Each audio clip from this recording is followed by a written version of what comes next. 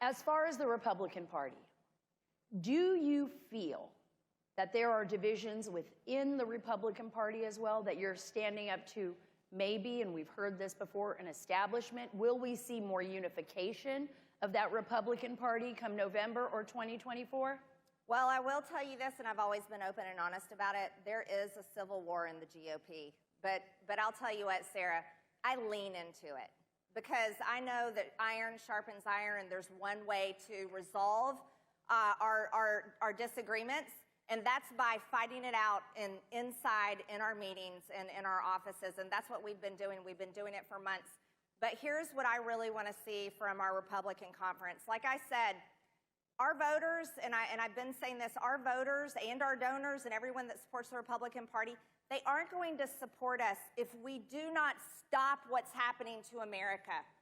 We're a country with over $30 trillion in debt. We're a country that has wide open borders. We're a country that is in a recession, no matter how they define it.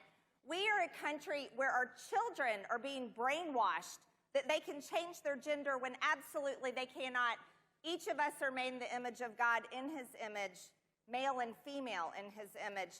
And if we're the Republican Party that is willing to not only close our borders to the daily border invasion, if we're the Republican Party that isn't capable of stopping the crime and putting criminals in jail, if we're the Republican Party that isn't capable of defending children and protecting them from genital mutilation, puberty blockers, and just outright perverse teachings in our taxpayer-funded schools, then what kind of party are we?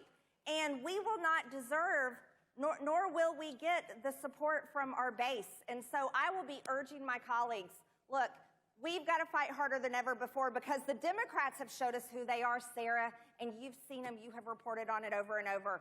Oh, and yeah. We have to stop them. You brought up a great point. Yeah, she brought up a very good point here. Seeing who someone is, it's important that certain positions in government carry certain qualities. Now, I'm not going to put you completely on the spot here as for House Speaker, but what are, right? I mean, you can go there if you want, but what are the qualities that you look for in a Speaker of the House? What I'm looking for is fearless leadership. I'm looking for a speaker that's not going to be pushed around by the lobbyists and the corporate PACs because I don't take their money. And I'm looking for a speaker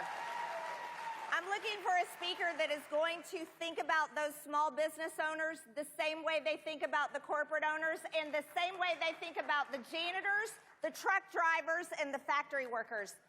I want a speaker that is going to put America first, all of your money first, our borders and our children's future above everything. That's the future Speaker of the House.